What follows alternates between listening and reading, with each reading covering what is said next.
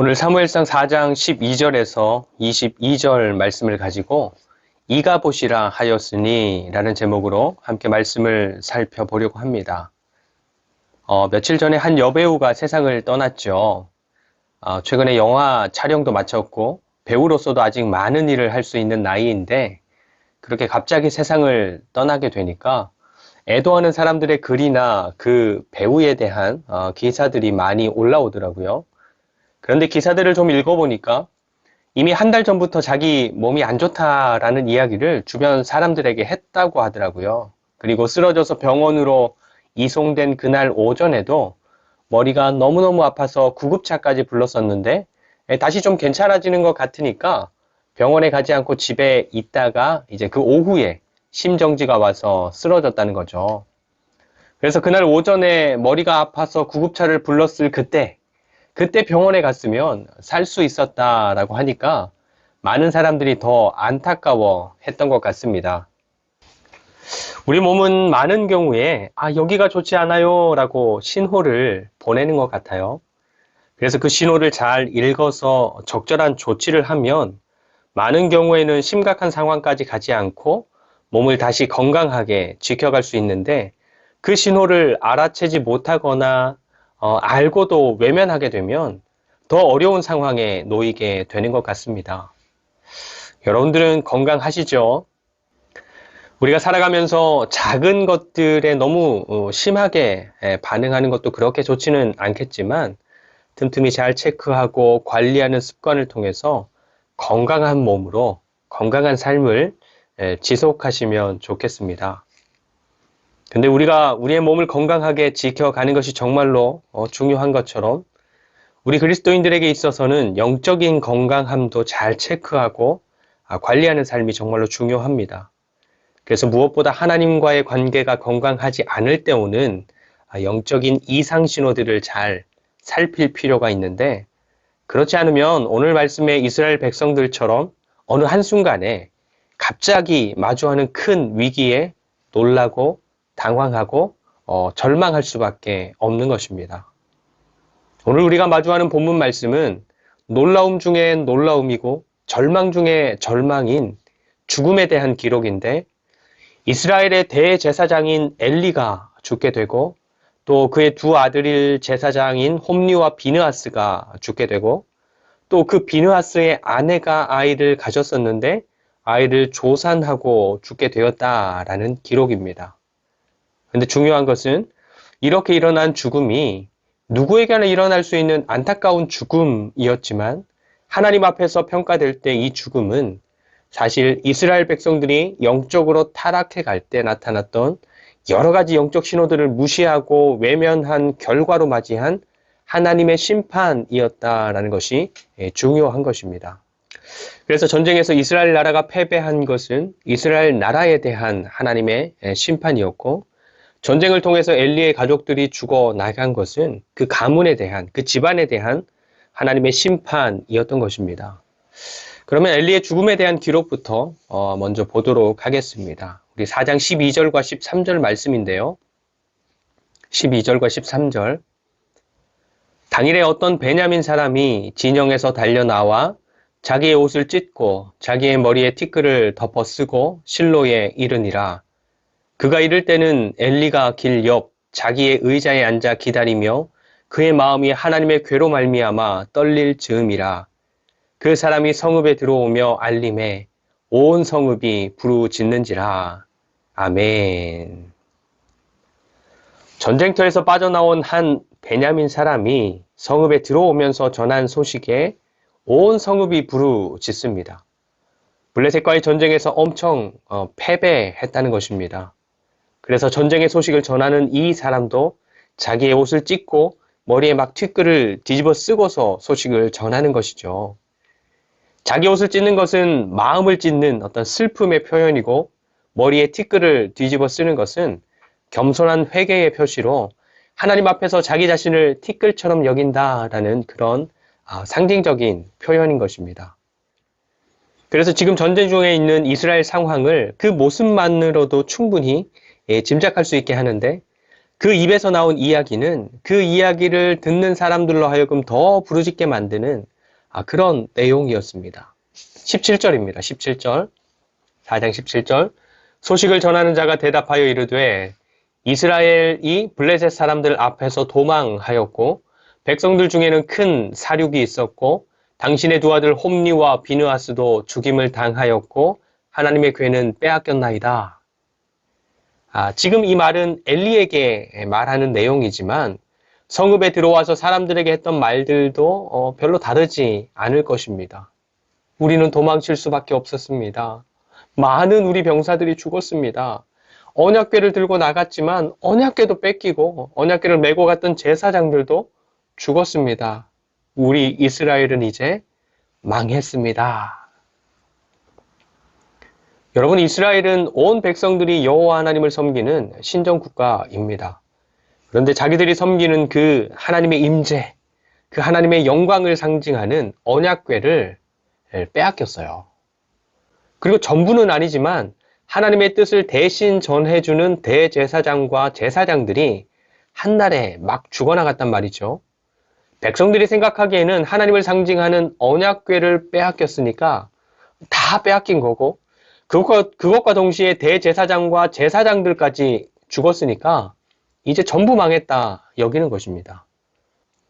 근데 사실 이스라엘은 진작부터 망한 나라였어요. 이스라엘은 하나님께서 말씀으로 통치하시는 나라인데 앞에 3장에 가서 보면 그런 나라에 하나님의 말씀이 희귀했다라고 기록합니다. 이스라엘 나라가 하나님의 뜻대로 잘 살아가고 있었기 때문에 하나님께서 말씀하지 않으셔도 되었던 것일까요? 아닙니다. 제사장들을 비롯해서 저마다의 백성들이 하나님의 뜻, 하나님의 말씀이 아니라 자기들이 생각한 대로 자기들이 계산하기에 옳은 대로 살아갔기 때문에 하나님께서 그들의 삶에 말씀하시고 역사할 여지가 전혀 없었던 것입니다. 그래서 하나님의 임재를 상징하는 언약궤는 그들 가운데 있었지만 하나님은 그들 가운데 없었어요. 그래서 백성들은 그것을 들고 가기만 하면 하나님이 블레셋을 박살내리라 기대했지만 언약궤를 통해서는 아무 일도 일어나지 않고 오히려 막 전심으로 싸우는 블레셋 군대에게 속수무책으로 당할 수밖에 없었던 것입니다. 여러분, 본질이 빠진 상징은 아무것도 아닙니다. 이스라엘 백성들이 전쟁에 들고 나갔던 언약궤는 말 그대로 순금으로 도금한 나무 궤짝이에요.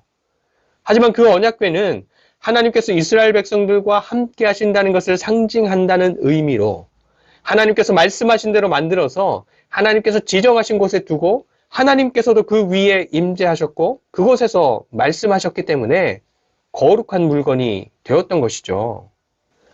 그런데 이제 더 이상 하나님께서 이스라엘과 함께하지 않는다면 그 거룩했던 언약궤는 아까 말씀드린 대로 그냥 순금으로 도금한 나무 궤짝밖에 되지 않는 것입니다.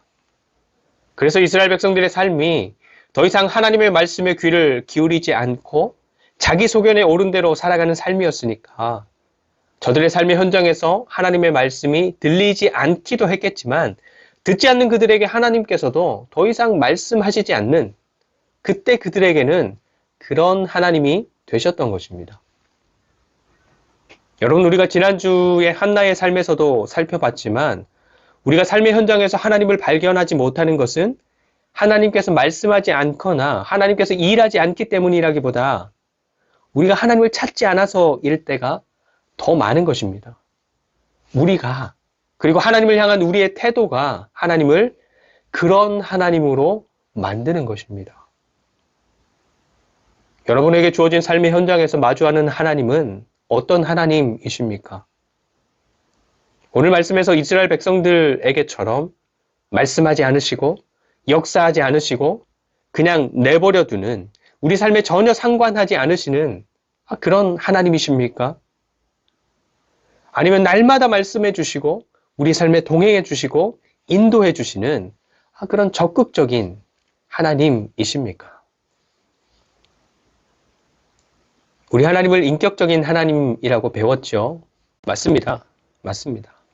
하나님과의 관계는 사람과 사람이 그 관계를 만들어 가는 것처럼 하나님과의 관계도 하나님께서 그냥 일방적으로가 아니라 하나님을 믿는 우리가 함께 만들어가는 것입니다.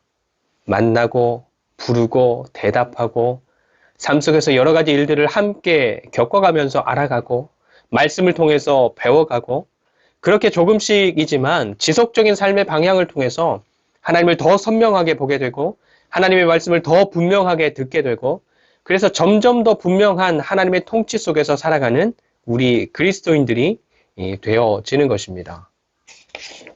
그런데 이스라엘 백성들은 하나님의 말씀이 뜸하고 잘 들리지 않고 희귀해지는 상황으로 흘러가고 있는데도 그래서 그 삶의 현장에서 하나님이 이미 사라져 버리는 정말로 영적으로 심각한 문제가 일어났음에도 불구하고 어느 누구도 그것을 문제라고 큰일 났다라고 생각하지 않았습니다. 하나님의 말씀이 들리지 않는 일이 단번에 일어나지는 않았을 것입니다. 천천히 조금씩 점점 안 들리고 점점 멀어지고 점점 하나님이 그 삶에서 감각되지 않았을 것입니다. 하지만 아무도 신경 쓰지 않았어요. 그래서 하나님께서 블레셋과의 전쟁을 통해서 너희들 지금 큰일 났어. 심각한 상황이야 라는 것을 깨닫게 하시는 것입니다. 그래서 전쟁 속에서 사람들이 죽어가고 하나님을 상징하는 언약궤를 적군에게 빼앗기는 일이 일어났어도 하나님이 가만히 계시는 것입니다. 자기들 힘으로 살아갈 수 있다고 그렇게 살아왔으니까 지금도 그렇게 해보라는 것입니다.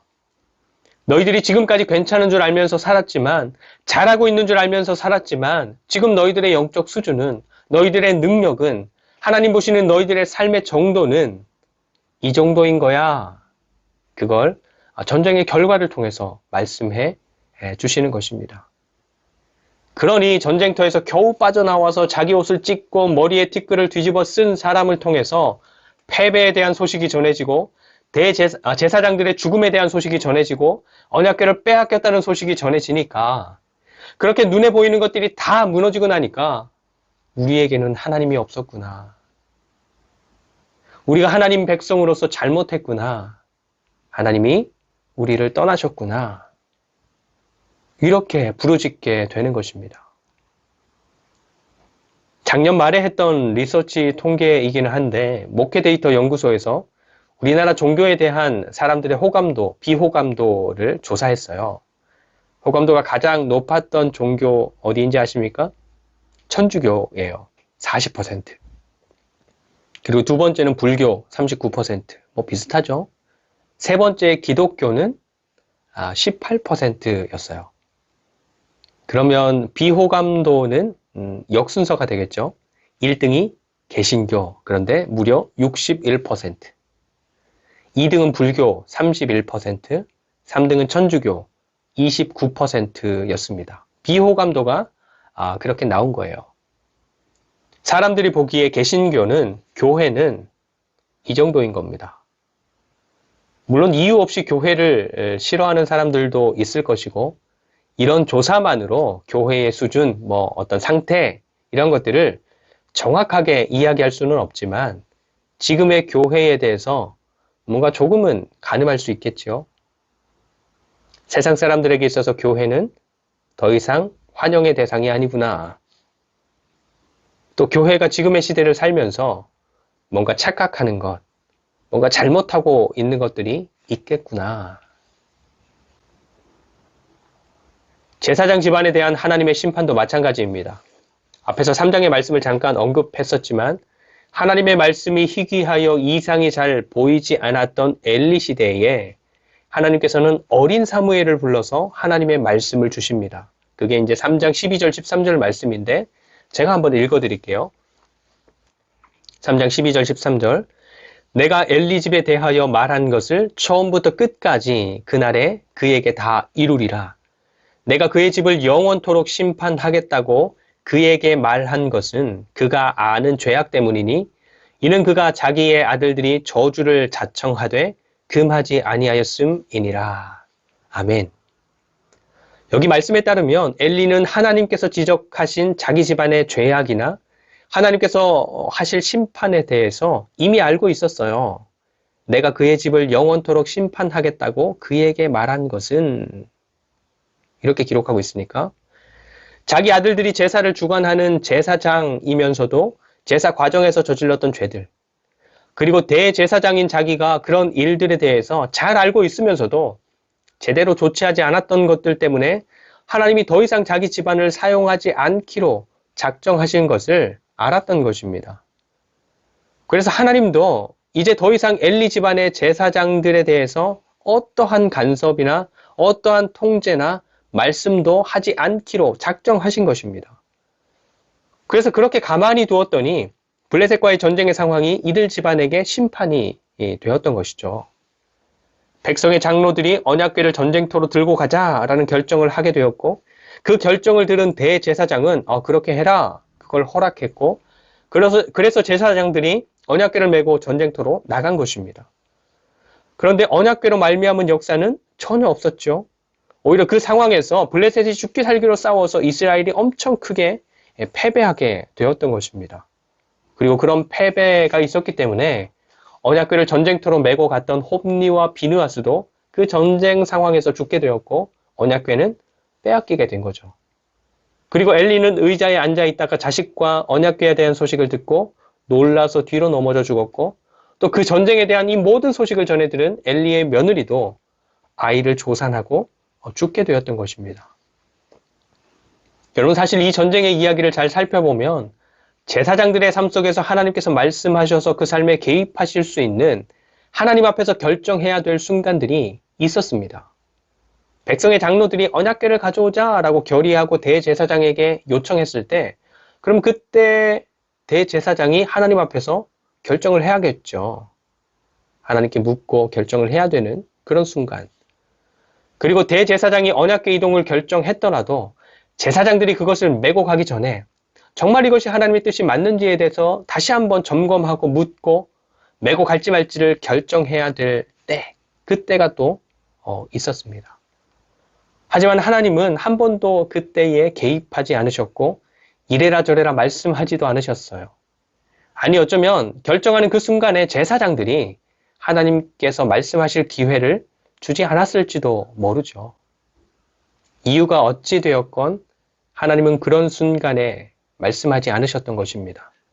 그래서 백성의 장로들도 그랬지만 대제사장 엘리도 또 제사장인 홈니와 비느하스도 그냥 자기들이 생각하고 판단한 대로 선택하고 행동했던 것입니다. 그런데 그게 결과적으로 엘리 집안을 향한 하나님의 심판이 되었던 것이죠. 언약궤를 잘 관리해야 되는 제사장들은 죽었고 그래서 언약궤를 지키지 못하고 빼앗기게 된 거죠. 그리고 그 소식을 전해들은 대제사장이 충격으로 뒤로 자빠져서 목이 부러져 죽게 되었고 비느하스의 아내도 전쟁에 대한 이야기, 언약궤에 대한 이야기, 남편에 대한 소식, 시아버지에 대한 소식 이런 것들을 전해 듣자마자 충격을 받아서 아이를 일찍 조산하고는 죽게 되었던 것입니다. 대제사장 집안에 일어난 엄청난 일들이 같은 날에 연거푸게 일어나서 그 집안을 죽음으로 심판하게 했던 것입니다. 우리 21절을 보겠습니다. 21절, 22절. 이르기를 영광이 이스라엘에서 떠났다 하고 아이의 이름을 이가봇이라 하였으니 하나님의 궤가 빼앗겼고 그의 시아버지와 남편이 죽었기 때문이며 또 이르기를 하나님의 궤를 빼앗겼으므로 영광이 이스라엘에서 떠났다 하였더라. 전쟁에서 패배한 것, 대제사장과 제사장들이 죽어나간 것, 언약궤를 빼앗긴 것, 이 모든 일에 대한 결론적인 해석이라고도 할 수 있을 것 같은데요. 엘리의 며느리가 조산하고 죽어가면서 자기 아이의 이름을 이가봇이라고 지었다라는 이야기입니다. 하나님의 영광이 이스라엘에서 떠났다. 이스라엘 백성들은 하나님의 말씀이 뜸해지고 희귀해지고 그래서 하나님의 말씀이 자신들에게 들려지지 않는 날이 오래되고 계속되었어도 그럴 수 있겠거니라고 생각하며 살아왔습니다. 더불어서 그 나라 가운데 하나님께서 능력으로 역사하시는 것이 나타나지 않았어도 지금은 그런 시대이거니 했습니다. 그래서 그냥 자기가 알고 믿고 경험한 대로 그 마음에 옳다고 믿는 대로 열심히 살아왔습니다. 그런데 그동안 이스라엘에서 하나님의 말씀이 점점 들려지지 않게 되었고 하나님의 역사하심이 점점 나타나지 않았던 이유가 아이를 조산하며 죽어가던 여인의 입을 통해서 선언되는 것입니다. 이가봇, 하나님의 영광이 이스라엘을 떠났기 때문에. 아주 오랜 시간 동안 이스라엘 백성들은 여호수아 때처럼 하나님께서 여전히 그 나라와 함께 하시는 줄 알았어요. 그리고 지금도 여전히 하나님의 인도하심 속에서, 하나님의 도우심 속에서 살아가는 나라가 자신들의 나라인 줄 알았어요. 하지만 사실 이스라엘은 진작부터 하나님 없이 살아온 나라, 하나님의 영광을 잃어버린 나라였는데 그동안 착각 속에서 살고 있었다. 이번 전쟁과 그 전쟁의 결과로 그 나라가 영적으로 아주 심한 병이 든 상태, 하나님의 영광을 완전히 잃어버린 나라라는 것이 증명되었다라는 것입니다. 여러분, 하나님의 영광이라는 것은 보이지 않지만 살아 계셔서 말씀으로 일하시는 하나님을 가시적으로 드러내는 어떤 신비로움 같은 것입니다. 신비로움이라고 말씀드리는 것은 뭔가 한 가지로 혹은 한마디로 규정할 수 없기 때문에 그런 것인데, 우리가 구약 성경을 읽어보면 하나님께서 사람들 가운데 자신을 드러내실 때 어떻게 하십니까? 구름, 번개, 지진, 불, 바람, 이런 자연 현상들과 함께 나타나십니다. 하나님이 구름이고 번개이고 불은 아니지만 그런 현상들을 동반해서 나타나시는 것을 통해서 하나님의 어떠하심, 하나님의 존재나 성품이나 이런 것들을 사람들에게 드러내시는데, 그렇게 나타나는 것이 하나님의 영광이라는 것입니다. 근데 하나님께서는 이스라엘 백성들과 언약하셔서 그들과 하나님과 하나님의 백성이라는 그 관계를 시작하시면서부터는 그 백성들 가운데 있는 성막, 그 백성들 가운데 있는 성전 가운데 함께 하시면서 그 백성들에게 말씀하시고 그 말씀에 순종하는 백성들의 삶을 통해서 하나님의 영광을 나타내셨습니다. 그런데 여러분들이 아는 엘리와 엘리의 아들들의 삶에서는 하나님의 영광을 발견할 수 있습니까? 그러면 자기 소견에 옳은 대로 행하던 이스라엘 백성들의 삶에서는 하나님의 영광을 발견할 수 있습니까? 오늘날로 넘어와서 오늘날의 교회들 가운데서는 하나님의 영광을 발견할 수 있습니까? 또 우리들 각자가 살아가는 삶의 현장 가운데서는 하나님의 영광을 발견할 수 있습니까? 믿지 않는 사람들이 교회 공동체를 통해서 무엇을 보고 무엇을 생각하고 또 무엇을 느끼는지, 이런 것들이 굉장히 중요합니다. 일부러 좀 좋게, 그렇지도 않은데 좀 좋게 이렇게 이미지 메이킹을 해라, 이런 말이 아니라 교회가 함께 모였을 때 하나님의 말씀을 중심으로 제대로 된 예배와 훈련과 교제를 하는 것이 중요하고, 그리고 교회가 밖으로 교회의 이름으로 무엇인가를 선택하거나 결정하거나 영향력을 발휘할 때 정말로 성경을 통해서 계시된 하나님이 계시된 그대로 드러나도록, 하나님의 영광이 정말로 영광스럽게 드러나도록 올바르게 선택하고 결정하고 영향력을 발휘해 가는 것이 무엇보다 중요한 것입니다. 그리고 우리가 그리스도인으로 각자의 삶을 살아갈 때도 회복된 하나님의 영광이 될 수 있도록 늘 성령 안에서 말하고 행동하고 선택하고 삶을 추구해 가는 것이 정말로 중요한 것입니다.